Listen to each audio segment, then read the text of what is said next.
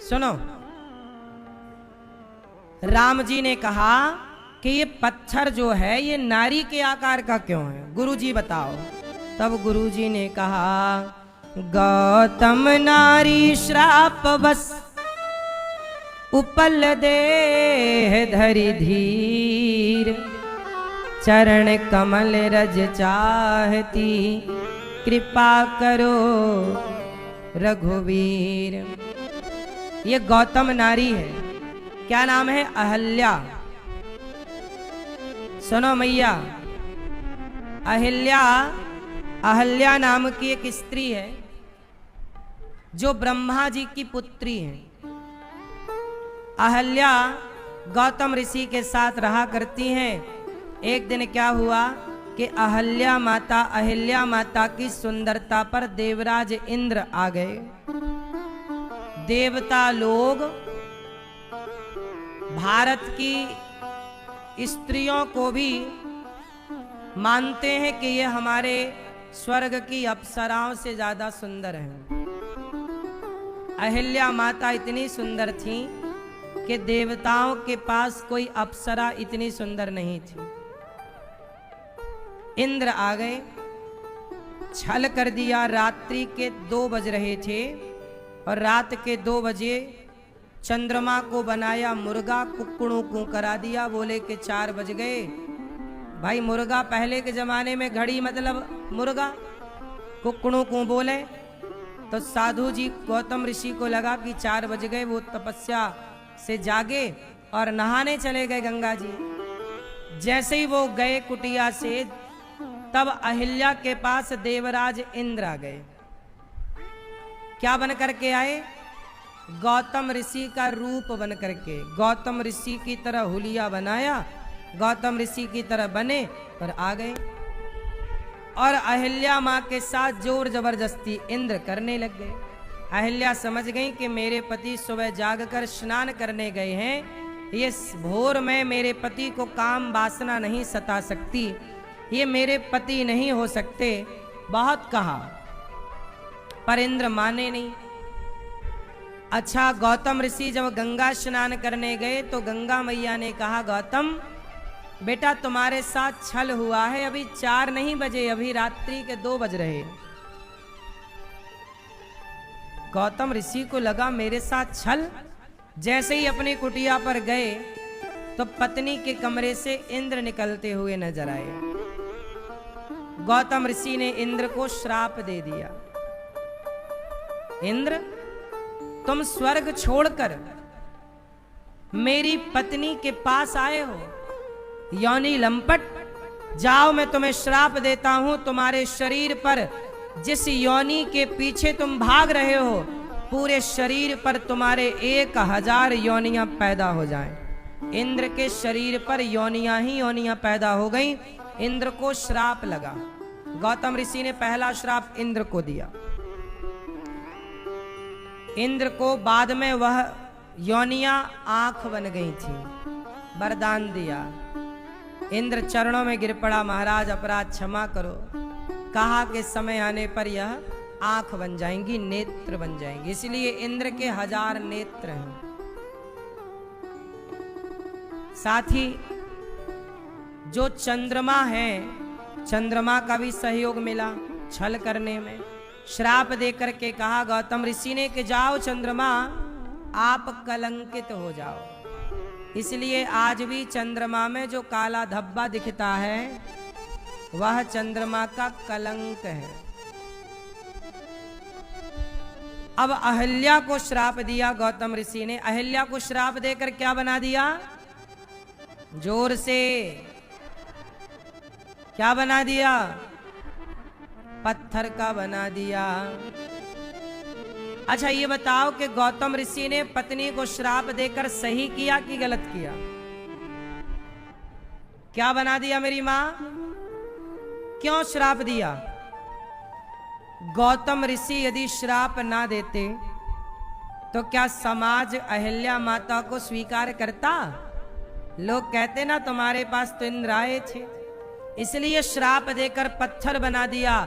कम से कम समाज के तानों से बच गई। और समय आने पर भगवान के चरणों का स्पर्श होते ही उनका उद्धार भी हो गया भगवान के चरणों से। यदि पत्थर का ना बनती माता तो राम का दर्शन कैसे होता, अहिल्या मां पवित्र कैसे होती। माना कि वो अपवित्र नहीं थी, पर समाज को कैसे समझाती। जब दुनिया कहती कि तुम्हारे कमरे में तो इंद्र आए थे, बताओ काहे के लिए आए थे, तो क्या वो समझा पाती समाज को। इसलिए उनके पति ने जो श्राप दिया वो ठीक किया, उनकी भलाई के लिए। पर एक बात तो यहां कहनी पड़ेगी कि नारियों को हर हाल में सहना बड़ा पड़ता है ना। नारी को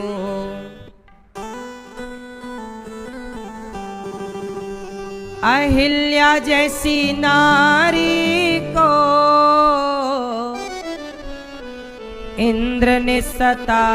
एक बेटा, इन बेटों के होने पर भी माँ को 2 रोटी मिलने का सहारा नहीं है बेटों से, तब माँ को यहाँ आना पड़ता है। और गौरी गोपाल आश्रम में इन माँओं की सेवा होती है। आज हम आपका परिचय एक माँ से कराएंगे, एक ऐसी माँ जो अलग ही मजबूरी है आने की, अलग ही समस्याएं हैं माँ की। भैया कहाँ से आई हो मेरी माँ? महाराष्ट्र। महाराष्ट्र, जलगांव जलगांव में रहती हैं आप? जलगांव में। ठीक। कौन कौन है आपके घर में? कोई नहीं है। एक बहन, 2 बहन है। वो बहन के आदमी अच्छा नहीं है। वो बोलता तू भी, बेटा भी, पिता भी बोलता बहन के साथ चल जा। मेरे बहन को बोलते, बेटा भी बोलता है कि चली जा। हाँ, एक बेटा है वो बहन को, मुझे कुछ नहीं। आपको बेटा नहीं है? बेटा भी नहीं, बेटी भी नहीं। पति 11 साल हो गए। आप अपनी बहन के साथ रहती थी? नहीं, 9 साल अकेले रही, आते जाते रहती थी। बहन के घर? हाँ, आते जाते। वो नहीं बोले ये तू रहने थी, इसको रख, हम रखेंगे नहीं बोले। ऐसा कौन बोला? इसका पति, बेटा, बहू। अच्छा, देखो माँ का कोई बेटा नहीं है, माँ की कोई बेटी नहीं है और माँ का पति भी नहीं है। माँ बहन के घर रहती थी तो बहन के पति ने और बहन के बेटे ने बोला कि इन्हें यहाँ मत रखो। सोचिए, अब इनकी बहन का जो बेटा है उनके लिए तो ये मासी कहलाई ना, सगी मासी। और मासी उसका नाम ही है माँ जैसी। मासी मतलब क्या होती है? माँ ही तो है, माँ को ही मासी कहते हैं। मैं 2 साल सहेली के वहाँ रही, एक फोन भी कहा नहीं। 2 साल रही सहेली के वहाँ, जब भी फोन कहा नहीं, बहन ने करने नहीं दिया। अब कोई फोन नहीं आता? कोई आ गई, वो क्या काम कर, 2 साल फोन कहा नहीं। मैं वहाँ थी सहेली के वहाँ, सहेली ने मुझे 2 साल सहारा दिया। यहाँ पर अब आप कब से हो गौरी गोपाल में? 1 साल 4 महीने हुए। आपको यहाँ पर 1 साल हो गए? नहीं।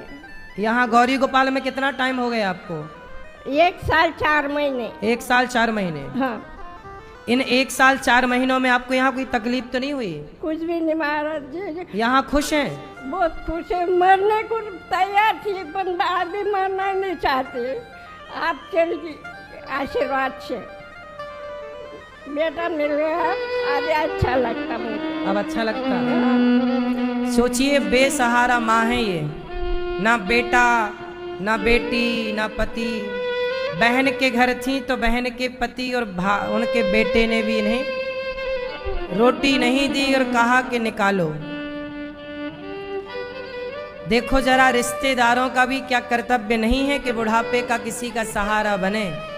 जब अपने सहारा नहीं बनते तब इन माँओं की आंखों के आंसू को देखकर शायद भगवान को दया आई हो और भगवान ने हमें और आपको ये जिम्मेदारी दी कि भाई इन वृद्ध माओं की सेवा करो। हम और आप कौन हैं? एक निमित्त बन करके। अब बताओ, ये माँ हमारी भी मासी है या नहीं? बोलो, हमारी भी माँ है या नहीं? इसलिए कहता हूं, मैया आप यहाँ हो, आपको यहाँ रहने के कोई पैसे तो नहीं लिए हमने? नहीं महाराज जी, कुछ नहीं, मेरे पास कुछ नहीं, क्या दूँ मैं? नहीं, कुछ नहीं लिया। यहाँ खाना पीना समय से मिलता है? बहुत अच्छा मिलता है, दूध, खाना, नाश्ता, पानी समय से सब मिल जाता है। एक माँ की बुढ़ापे में जो जो जरूरतें हैं, देखो जरूरतें तो पूरी हो सकती हैं। जब आप किसी वृद्ध बेसहारा माँ की जरूरत पूरी करोगे तो भगवान आपकी भी जरूरतें पूरी करेंगे। इसलिए कहता हूँ, आप किसी एक माँ की जरूरत पूरी करो। और माँ की जरूरत क्या है? रहने को छाया, खाने को रोटी और पहनने को कपड़े। और गौरी गोपाल में ये सारी चीजें मिलती हैं। इन माँओं के लिए ही तो हम आप लोगों से भीख मांगते हैं। आप लोग बोलते होंगे कि महाराज जी तो रोज रोज भीख मांगते हैं, इनको तो मांगना ही है, क्या करें? कोई बिजनेस व्यापार तो है नहीं। आपको कथा सुनाकर, कथा सुनाने के बाद आपसे प्रार्थना करते हैं कि थोड़ा सहयोग करो, तो इन माँओं को रोटी मिलेगी। रात को एक एक गिलास दूध भी माँओं को मिलता है, जो कि माँ ने अभी बताया। 295 माएँ हैं, तो सोचो 295 गिलास दूध कितने लीटर हुआ। आप इतना दूध का भी साथ दे दें तो बड़ा आपका योगदान हो, सहयोग हो। आप इन माँओं को रोटी दे दो कि आज हमारी तरफ से माँओं को भोजन बनाया जाए। माँओं को देखो, चैत्र का पावन माह है, पूर्णिमा आने वाली है। आप भी अपने काम पूर्ण कर लीजिए किसी माँ को रोटी देकर। आप भी चैत्र माह को पावन कर लीजिए किसी माँ का सहारा बनकर। इन माँओं के अपनों ने साथ नहीं दिया, पर हमारी और आपकी इंसानियत जब तक जिंदा है, आप लोगों की इंसानियत जब तक जिंदा है, तब तक इस धरती पर धर्म टिका हुआ है, धर्म जिंदा है। आप लोगों के सहारे इन माँओं को यहाँ रहने की व्यवस्था मिली। आप लोगों में से किसी ने कहा कि मैं कमरा बनवाकर वृद्ध माँओं को दूंगी या दूंगा, तो किसी ने कमरे की छत डलवाई, तो किसी ने माँ के कमरे में एसी लगाने का निर्णय लिया। अभी माँओं के कमरे में एसी लगानी है, सभी माएँ एसी में रहें, गर्मी आ गई है तो सबके कमरे में मुझे एसी लगानी है। आप लोग थोड़ा थोड़ा सहयोग करेंगे तो सब कार्य हो जाएगा। एक कमरे में आज हमारे एक भैया आए, उन्होंने माँओं के कमरे में एक टीवी लगवाई कि आज हमारी तरफ से माँओं के कमरे में एक टीवी लगाई जाए। एक कमरे में, एक हॉल में टीवी की कमी थी, तो उन्होंने कहा कि हम ये सेवा करेंगे। तो ये सेवा है। आप रोटी की सेवा पकड़ लो कि एक एक माँ को हम रोटी की सेवा। आप एसी की सेवा ले लो कि एसी हम लगवाएंगे एक एक कमरे में, एक एक सेवा। आप माँओं के कमरे में जो बेड है, बिस्तर है, एक एक चादर की सेवा ले लो कि भाई चादर हम देंगे, तकिया हम देंगे। सब तो लगता है, हर हफ्ते चादर बदलना ही बदलना है, हर दूसरे दिन चादर बदलने की ज़रूरत आ जाती है। धुलने जाए कितना भी धुलो, 4-6 महीने रेगुलर यूज करने पर हर चीज़ खराब हो ही जाती है।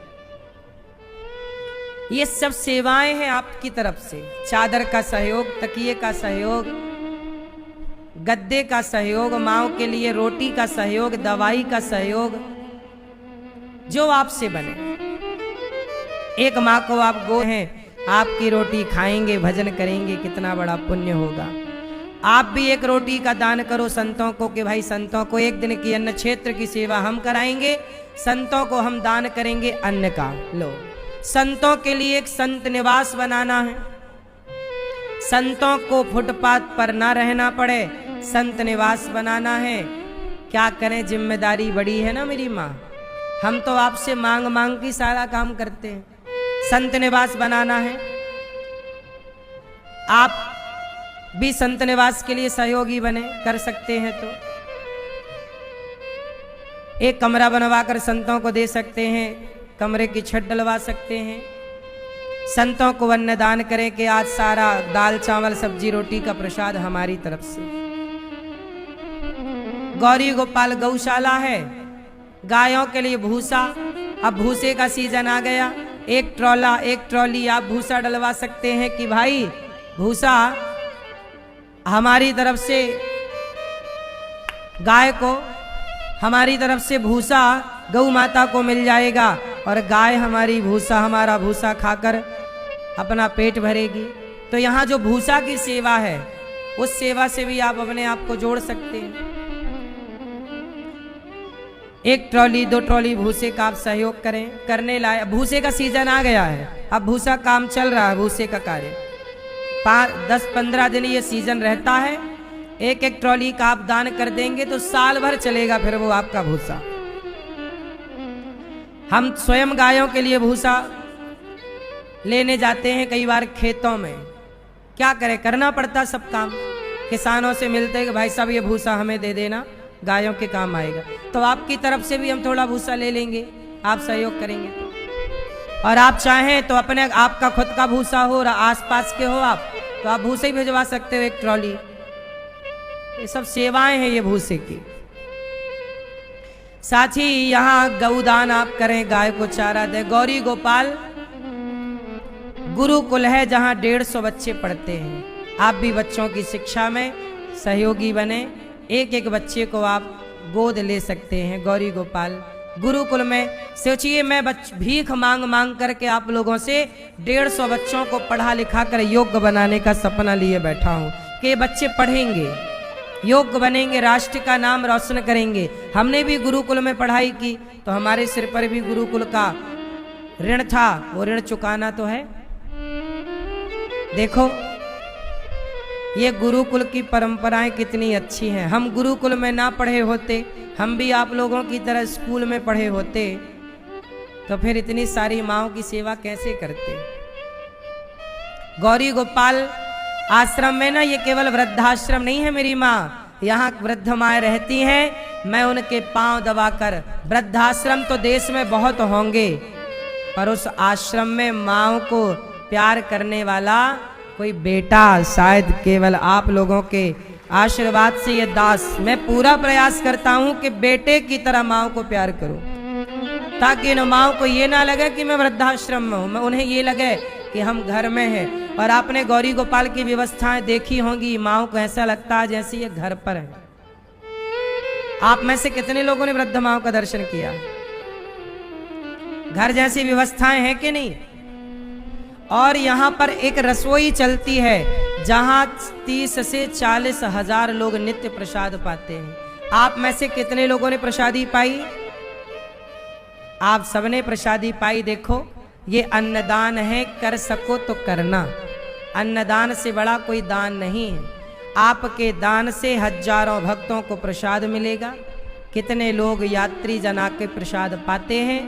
हमारे और आपके एक छोटे से प्रयास से आपका दान करने से धन घटेगा नहीं और यहाँ सेवाएं अखंड हो जाएंगी।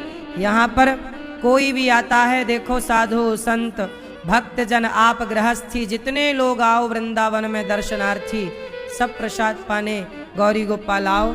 आप वृंदावन आना तो गौरी गोपाल जरूर आना, यहाँ की सेवाओं का दर्शन जरूर करना।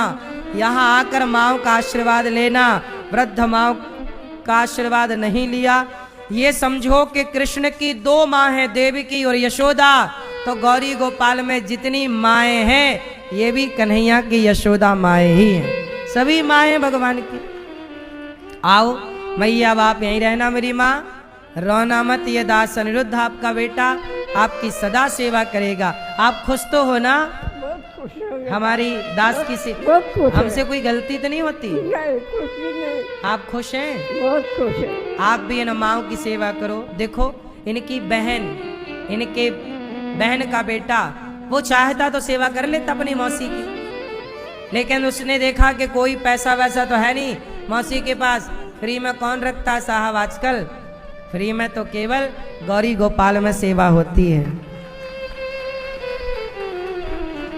और दुनिया ढूंढ लो तो मैं फ्री में कहीं इस तरह की सेवा मिल जाए तो बताना। इसलिए ये सब आपके सहयोग से संभव है। आप चाहते हैं कि ये सेवा सदा बनी रहे गौरी गोपाल में, तो आप सब अपने हाथ, हम कहते हैं मुट्ठी भर नमक देना, आधा घंटा एक्स्ट्रा काम करना, ये सोच के कि आपकी एक वृद्धमा गौरी गोपाल में रहती। आओ, कुछ भक्तों ने नाम पहुंचाए हैं, ऐसे दानवीर महापुरुषों के नाम सुने जिन्होंने धन को धर्म से जोड़ा है, और आपने दिया है तो बिहारी जी उसका कई गुना आपको देंगे। बोलिए गौरी गोपाल भगवान की जय, सदगुरुदेव भगवान की जय। समुपस्थित सभी श्रद्धालु जनों को जय श्री कृष्णा। आप अभी श्रवण कर रहे थे कितनी सुंदर सी सेवाओं का क्रम गौरी गोपाल आश्रम में चल रहा है। प्रत्यक्ष को प्रमाण की आवश्यकता नहीं होती है, इसलिए लोग देखकर इन सेवाओं से जुड़ते हैं और अपना सहयोग इन सेवाओं तक पहुंचाते हैं। कुछ महानुभावों ने अपना सहयोग गौरी गोपाल आश्रम की सेवाओं तक पहुंचाया है। आइए उनके नाम श्रवण करते हैं। जब तक आप भी संकल्प लें, संस्था के अकाउंट नंबर टीवी स्क्रीन पर दिख रहे हैं, आप भी अपना अमूल्य सहयोग जो भी आपसे बन पड़े इन सेवाओं के लिए अवश्य समर्पित करें। सुपर कंवर चरण राजस्थान से आप सभी सेवाओं के लिए 25,000 रुपये का सहयोग समर्पित कर रहे हैं। पूनम जी नोएडा से 5,000 रुपये, सरोज जी ग्वालियर से 21 रुपये, संदीप कुमार जी विशेष सहयोग, प्रिया जायसवाल कोलकाता से विशेष सहयोग समर्पित कर रही हैं। मनोहर लाल असाटी जबलपुर मध्य प्रदेश से विशेष सहयोग, पायल सेन जी असम से विशेष सहयोग समर्पित कर रही हैं।